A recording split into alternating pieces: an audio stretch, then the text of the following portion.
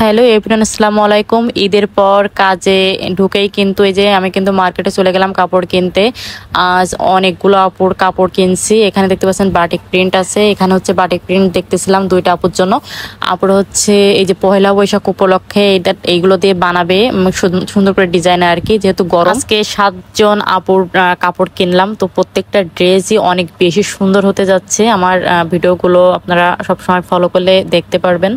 এইগুলো যখন last finishing দেখাবো আমি ড্রেসগুলো ফাইনাল লুক, তখন আপনারা অনেক বেশি ভালো লাগবে। আর এত বেশি গরম লাগছিল মানে বলে বুঝতে পারবো না, মানে খুবই কষ্ট হয়ে গেছিল। আমাকে দেখেই বুঝতে পারতেছেন আমি খুবই ক্লান্ত হয়ে গেছিলাম কাপড় কিনতে কিনতে, এত বেশি গরম ছিল। মার্কেটে গিয়েছিলাম সকালে, আর আস্তে আস্তে একদম বিকাল হয়ে গেছিল। দোকানে এসেই হচ্ছে এই যে এই 4টা ড্রেস দেশের বাইরে কুরিয়ার করতে হবে, তো আমি এই যে কুরিয়ার জন্য রেডি করতেছিলাম। দেখতে পাচ্ছেন খুবই সুন্দর এই ড্রেসগুলো।